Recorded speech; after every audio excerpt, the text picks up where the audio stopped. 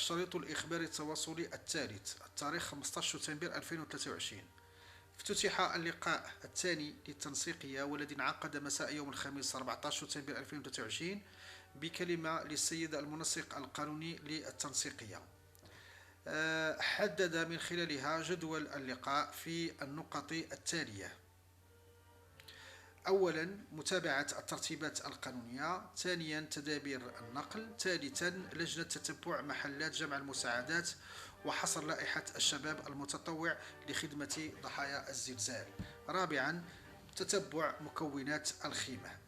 قبل مدرسة جدول أعمال اللقاء، تقدم السيد الرئيس بتشكرات للشباب والمحسنين الذين أشرفوا على خروج أول قافلة مساعدات من المحل المركزي للتنسيقية في اتجاه عملة ورزازات دوار أمرزقان. فأكد في بداية كلمته على احترام القانون وضرورة إخبار السلطات المحلية عبر إشعار بفتح المحلات الخاصة بجمع المساعدات العينية لضحايا الزلزال.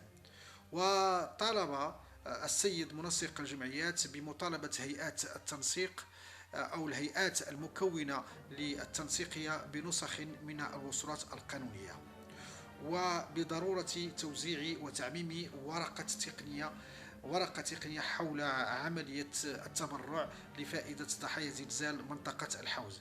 هذه الورقة كنا قد توصلنا بها من السلطات المحلية.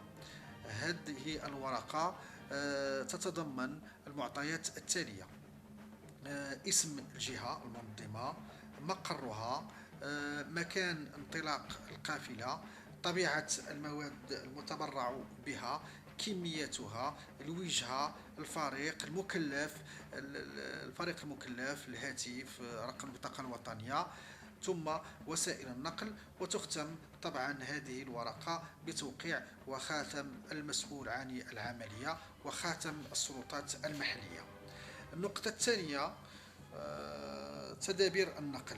اجتمعت اللجنة مع محسن وصاحب شاحنة كبيرة للنقل له علاقة مع مجموعة من الشركات الدولية للنقل التجاري بحكم خبرته وتجربته وبحكم أيضا أنه عرض خدماته علينا. وتبين أن التحدي المطروح وليس فقط نقل المساعدات من مدينة مكناس إلى أقرب محطة ممكن أن يصل إليها، يعني الشاحنات أو الشاحنات الكبرى أو السيارات، ولكن التحدي هو كيف ننقل المساعدات إلى القرى المنكوبة، يعني من هذه النقاط إلى الأماكن المعنية، وفي حين تواجد طرق وعرة وأحيانا لا تتسع لسيارتين. فتم اقتراح مجموعة من الوسائل كالتنسيق، كاقتراح تنسيق مع جمعية في بمدينة فاس، هواة دراجات الدفع الرباعي، دراجات من النوع الكبير، وأيضا مزيد من التنسيق مع يعني مجموعة من المحسنين ذوي الدراجة أو السيارات الدفع الرباعي، وأيضا التفكير في النقل يعني المحلي المتواجد بهذه المناطق بحكم تجربته وخبرته.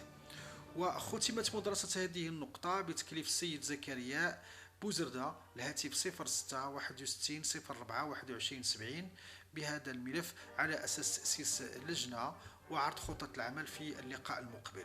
وإن شاء الله بحول الله دابا نشر من بعد واحد الجدول كيتضمن كاع الهيكله ديال هذه اللجنه. النقطة الثالثة، متابعة لجنة تتبع المساعدات وحصر لائحة المتطوعين. سبق وكلف السيد عبد المالك شكري الهاتف 06 49 46 68 63 بهذه المهمة، وأكد أن اللجنة تباشر المهام ديالها رغم وجود بعض المصاعب. وقريبا سيقدم السيد عبد المالك جرد دقيق بما تم جمعه، هذا بالإضافة إلى تصنيفه والخروج ببعض التنبيهات والتوجيهات. والتي تراعي ما تم الاتفاق عليه في التنسيقية. النقطة الرابعة: تتبع الخيام والتجهيزات المرتبطة بها. المكلف بهذه المهمة هو السيد شوقي المصباحي، الهاتف 0661 90 67 09. وبحكم غيابه لأسباب قاهرة تقرر تأجيل مناقشة هذه النقطة إلى اللقاء المقبل.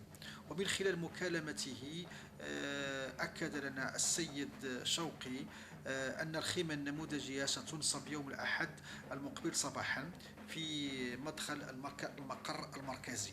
أكرر عنوان المقر المركزي هو شارع النصر، إقامة آية الرقم 1.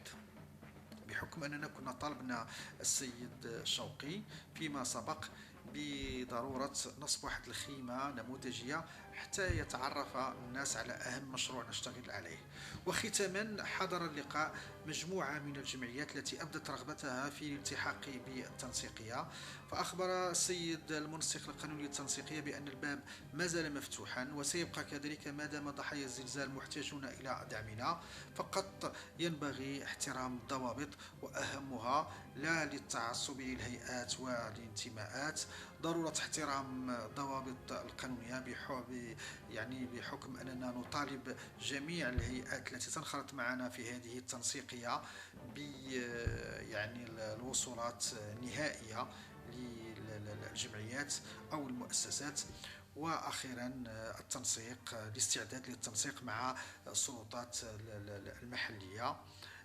وأخيرا شكرا لكل من ساهم في تأسيس هذه التنسيقية. مزيد من الجهد، وتقبل الله أجر المحسنين.